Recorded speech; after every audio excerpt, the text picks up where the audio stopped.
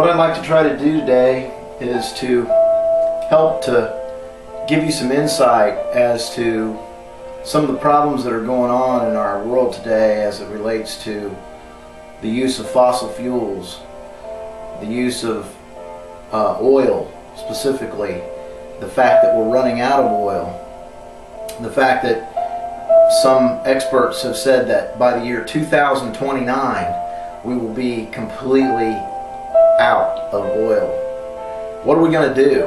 What kind of energy source can we find to replace our addiction to oil? Also, we're going to try to link that to what's going on in our environment, because this oil and the coal and the fossil fuels that we're burning today are polluting our planet, and they're causing problems with acceleration of the warming of the planet beyond what normally happens. And as depicted here behind me on the screen, we have the earth, how it's supposed to look, in the beautiful parks that we have and things like that that we've been blessed with. And surrounding us, though, here we're surrounding ourselves with devastation, with smog and pollution and oil spills and power plants billowing out black smoke here with coal. And we have terrorism because we're in other people's countries and trying to defend the oil reserves so that this country can continue on its economic machine that has been developed, because we developed our nation as the largest superpower, the only superpower, and that takes energy to do that, and oil and coal is our energy. So we have to defend that in order to keep our economy going. But then that puts us in a catch-22. Then we have global warming going on, which has increased the size of these hurricanes that we're having. And we have crazy things happen, like people lighting oil on fire just so we can't get it. So how are we going to protect ourselves, maintain a country like we have today, keep our energy coming so that we can keep going on the pace that we're on, but not pollute the planet and not destroy ourselves and other nations defending oil reserves? And how do we provide a clean source of energy? Well, you have wind power and you have solar power, and these have been around for a long time. But what is it that has caused wind and solar to not actually take off? I mean, it's been around for 40 years, and so why haven't we been doing that? Well, wind and solar power is dramatically unpredictable and inefficient, because the wind's not always blowing and the sun's not always shining. So hydrogen, which is the most abundant resource in the universe, 75% of the known universe is made up of hydrogen, is a resource that can answer this call to all these questions of where are we going to get the energy, and how's it going to happen, and how can it be clean, and how can it be renewable, and how can it be abundant enough so that one day possibly all energy is free and you don't have to pay for it anymore, and there's so much that you don't have to fight for it anymore. Well, hydrogen is the answer to that, because hydrogen is a storage medium for electricity. It is a way to literally bottle sunshine or bottle the wind and use it for later when there's no wind nor sun. So how it works is it basically takes hydrogen out of the water and the oxygen out of the water through a process called electrolysis. Now, there are lots of different ways, as you'll learn in your textbooks, that you can strip hydrogen out of other types of minerals and fuels. But water is the best way because it helps complete a cycle. And so with that in mind, let's talk about how water electrolysis, this machine here, works. This is what we call the AutoARK. This is the education unit. This is a scale model of exactly the product that we put out and is available to people to buy at home, so that you can make hydrogen at home from wind power and solar power and create your own energy sources. What's great about hydrogen at home is that if you just went with wind and solar and you had batteries, say, to store the electricity in, all you would get back is electricity. And the batteries would need to be kept up and charged up and kept in good condition and serviced. And it would take, 3 to 5 years. Every 3 to 5 years you're going to have to replace that battery set, which is quite expensive. And then you've got another ecological issue, because what are you going to do with all that lead acid and all the different things that are, components that are in batteries? How are you going to dispose of that? With hydrogen, you can take the wind and the solar power, the electricity that it generates, put it through this hydrogen generator, through this called the ARK here, this electrolyzer, takes and converts it to hydrogen, stores it for later, and then you can use the hydrogen to make it back into electricity through either a fuel cell, a internal combustion engine made to run on hydrogen, straight hydrogen, that would run a generator. So it'd be like a gen set that you could buy in any store that just converted to run to hydrogen. Or you could use a micro turbine. And so there's 3 ways to convert it back to electricity. And each one of those ways would be very clean. The only byproduct that you have is water again, which completes the life cycle. It evaporates, goes up, it rains, it comes back down. You put it back in the electrolyzer, turn it into hydrogen, you use it, it evaporates, it goes up into the air, it comes back down, and it just continues to cycle. That's why it's totally renewable. But now that you've got this hydrogen and gaseous form, what you can do now is you can create other forms of energy. Hydrogen will burn in an internal combustion engine, and so it could be replacing the gasoline in our cars. Or, as many companies have now, they have fuel cell vehicles ready.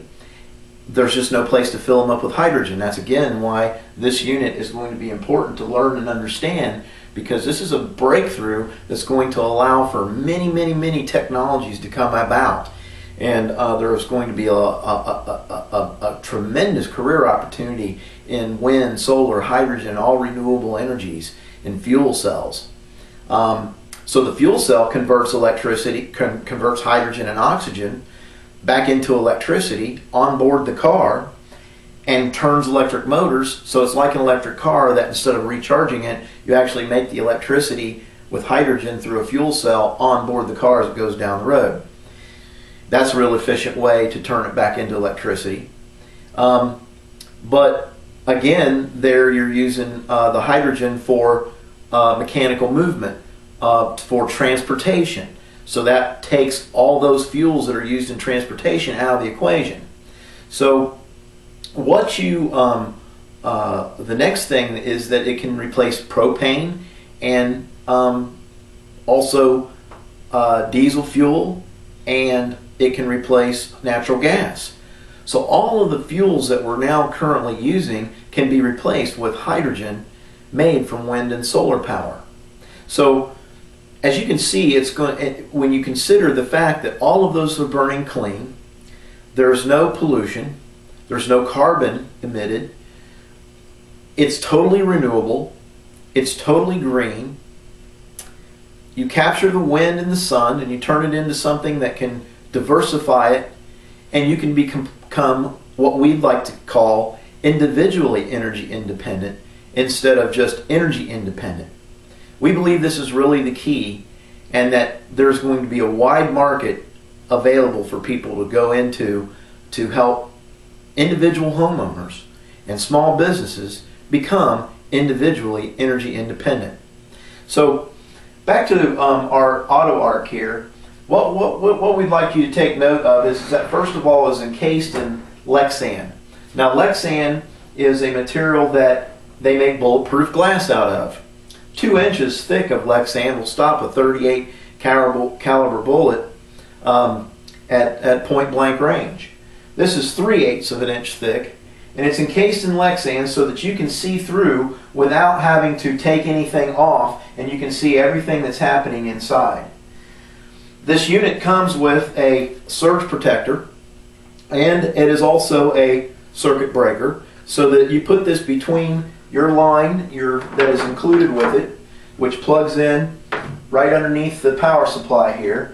You can plug this in to the 3-prong plug and plug this into a 15 amp breaker, and then plug this in between your outlet and that plug, and this will interrupt if you overpower the system, so that you're not constantly calling someone or going to the breaker box to reset your breaker. You can just do it right there on the spot. But it's important we left it this way so it could blow, so you could help teach what's going on there. Why did we blow this breaker? What is causing the breaker to be blown? So that's an important thing to teach as far as electricity is concerned. It also comes with a drain. The drain goes in, and you take this 1/4 inch plug out right here in the drain. You put this and screw it in its place, and then you can direct the drain to wherever you want to off the side of the table into a bucket if you decide you want to drain it and move it, or you just want to put new water in it, or you have something go wrong and you need to, you have a leak occur or something and you have to refill it with water or whatever, for whatever purpose you feel like you need to drain it. You also have a master lock that can go here on the front so that you can control the entry inside this, so that no one can get in without your lock, and it's still in the package so that you can set your own 3-digit code. And it comes with this adapter. Now this is designed to go in with a 5-gallon propane bottle that you would get, that's exactly the same as what you would find for your grills, and you simply screw this left-handed screw into the internal screws in the tank.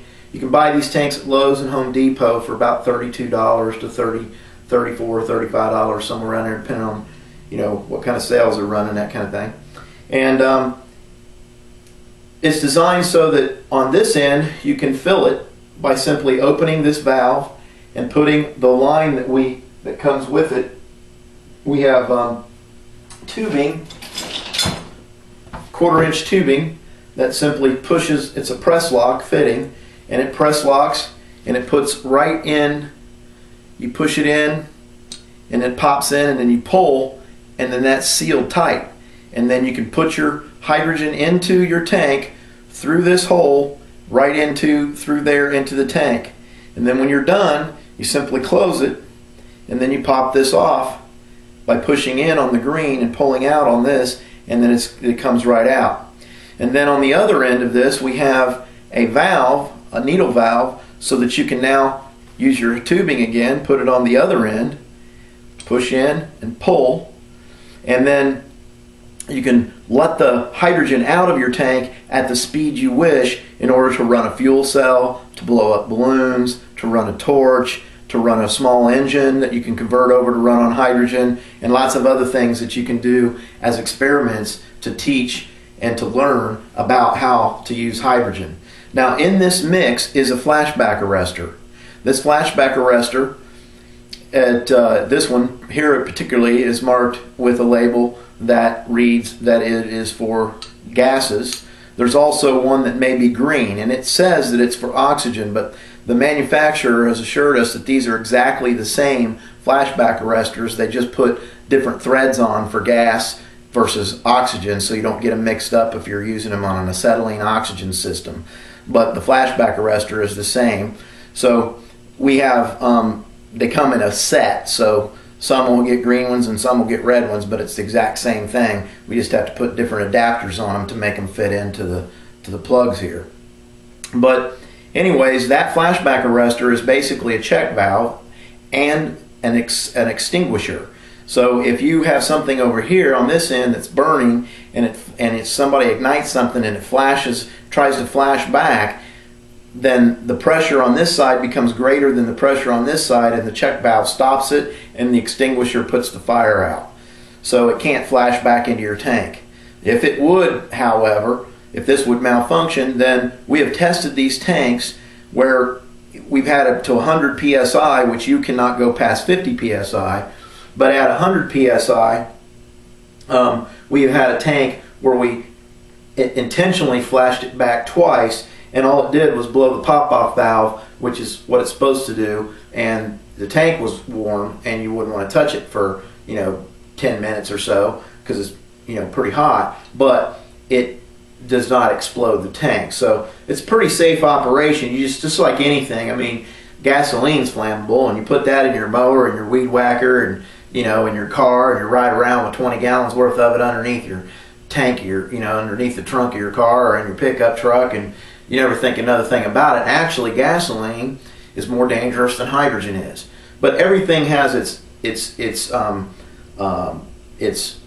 things that you must take care in managing and understand the parameters that you have to work within to operate something safely. And hydrogen is no different.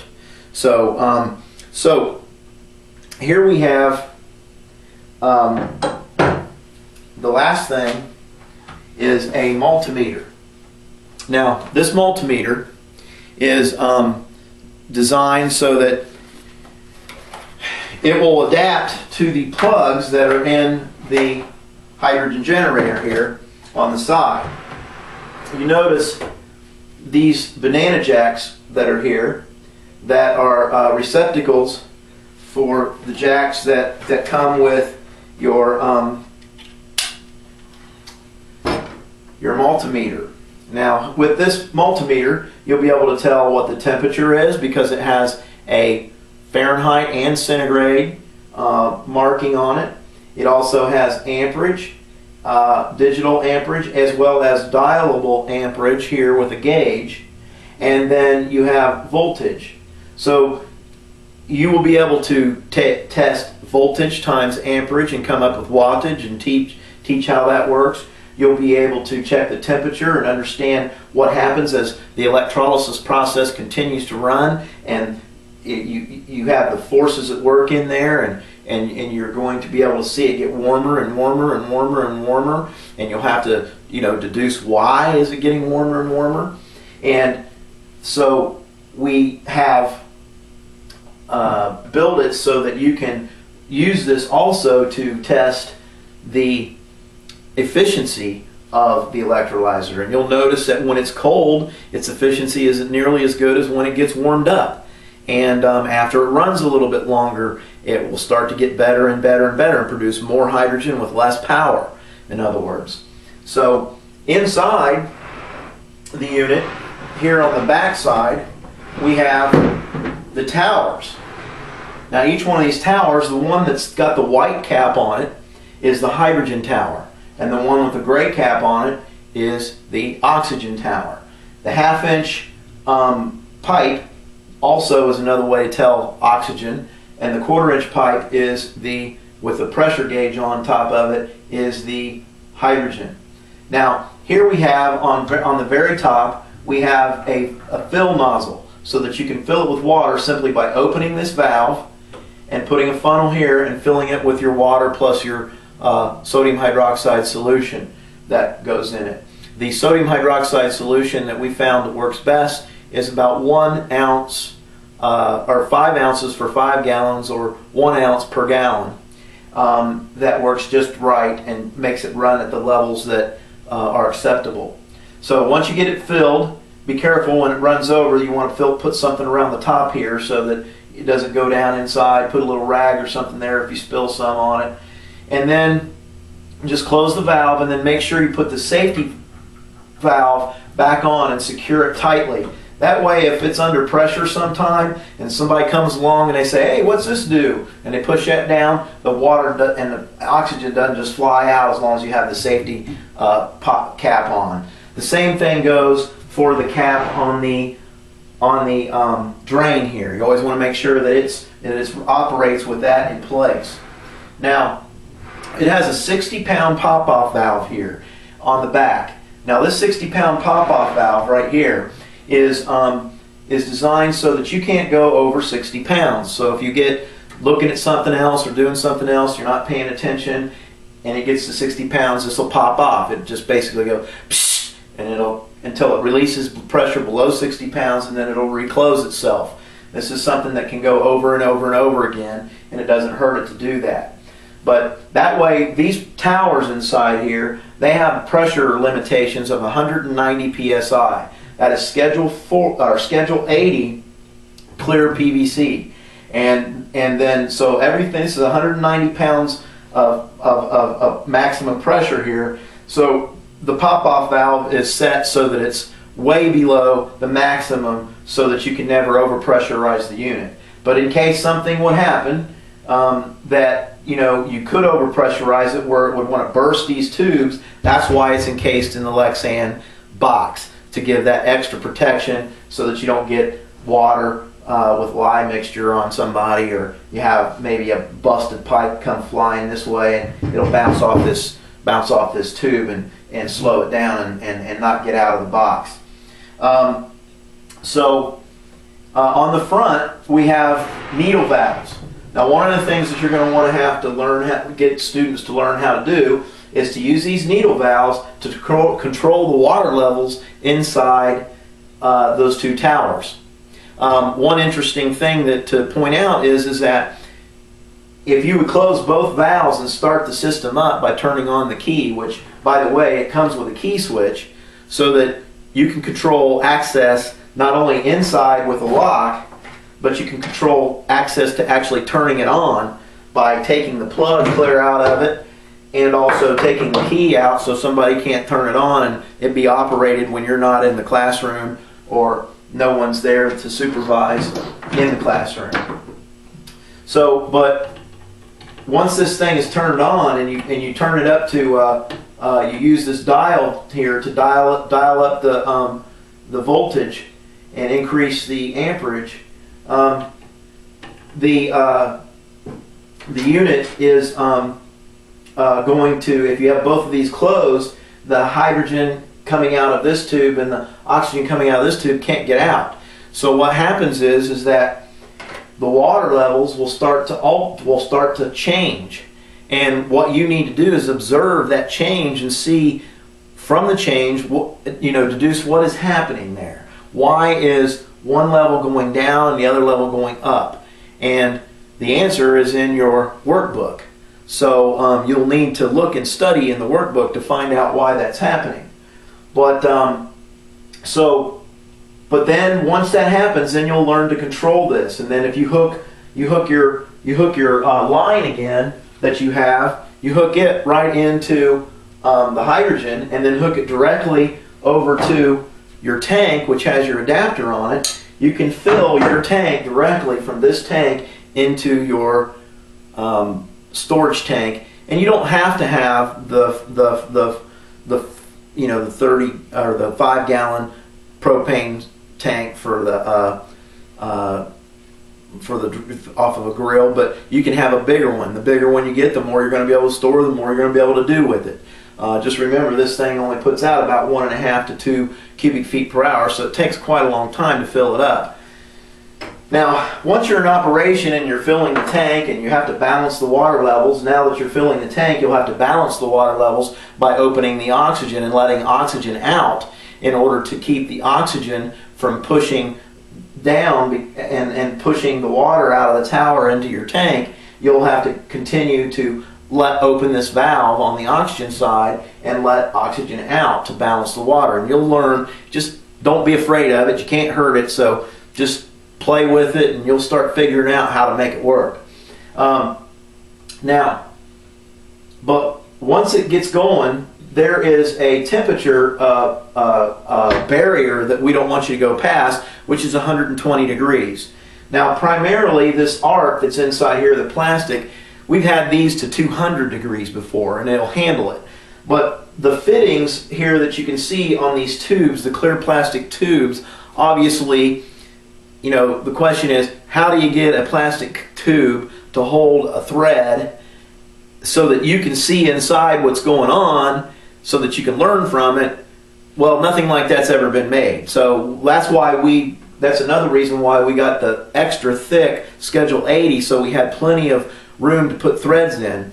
But if you overheat it too much, and when you overheat something, it expands, and then when it contracts, it can get loose on you, and it can cause it to leak a little bit, which you'll have long life, and you won't have to worry about any leaks on this thing ever, as long as you observe the little barriers that we have there, which is 120 degrees. And again, like with the pop-off valve, which is a barrier not to exceed, so the pop-off valves keeps you from going over what we say 50 pounds is what we want you to be your target. The pop-off is at 60, so if you miss your target, you know, not for very long, it's going to kick it off.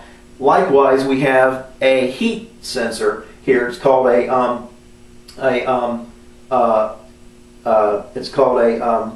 snap disc. And the snap disc is set at 120 degrees. So we found out that depending on the temperature of the unit here, when you're looking at it and you're plugging it in, it may be off by 2 degrees one way, 3 degrees the other way, something like that, either short or round, but it'll be around 120 degrees. You can expect this unit to automatically kick itself off because that snap disc is set at 120, and then it has a 10-degree differential, meaning it will drop 10 degrees and then it will automatically kick itself back on.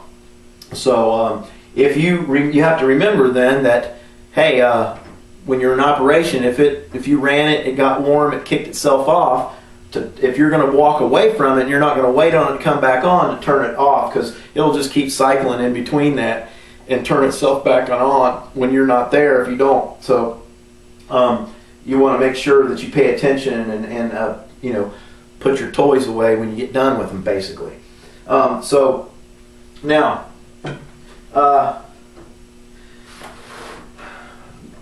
pretty much, it's designed to just operate and show. You can look in your teacher's manual, and you'll find all kinds of things in there to help you figure out what the energy equivalent value of hydrogen is versus propane versus gasoline versus diesel fuel versus jet fuel versus natural gas versus a BTU, what the BTU content is. There's charts in the teacher's manual to help you understand that. We have an efficiency calculator in the software package that this video is on that will help you plug in numbers and check your calculations on your manual calculations to double check those on your efficiencies. You have the student workbook, you have the teacher's workbook. The teacher's workbook has the answers in red. The student's workbook and teacher's workbooks are identical with that one exception. And then you have the teacher's manual. And the teacher's manual has some safety features in it about sodium hydroxide and those kind of things that aren't in, you know, many other things actually that aren't in the student manual, a student workbook, and the teacher's workbook. So this system is designed to give you years and years and years of use. The license that comes with this allows you to be able to share this within your school system, not outside your school system, but like if you have a high school and a junior high and an elementary, and you have science and math and ag classes in each one of those, chemistry and each one of those in school systems, you can share it within all of those classes and within that school, and you can reprint the books as many times as you want with the license that comes with the package with this. But it is for your school system only, and it's not to be shared outside. That would be a violation of the licensing agreement. We want to thank you very much, and we want you to know that if you have questions or concerns, we want to hear from you, and we want you to, we ask that you would help us to continue to make this program better, and to make it broader, and to help it, to help the people who are trying to learn from this, help them get the most and max out this program as much as they can, because green energy is truly an important part of our future, and wind and solar power to generate hydrogen is going to be the key.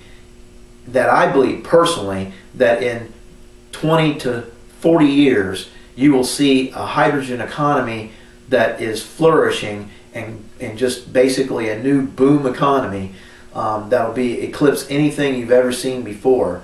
And to position yourself as a school system to teach and to be a student in that school system, to learn about this new boom economy that's about to happen globally, and get yourself in position to take advantage of that, is a tremendously wise move on your part. And I congratulate you for taking the steps to learn about this.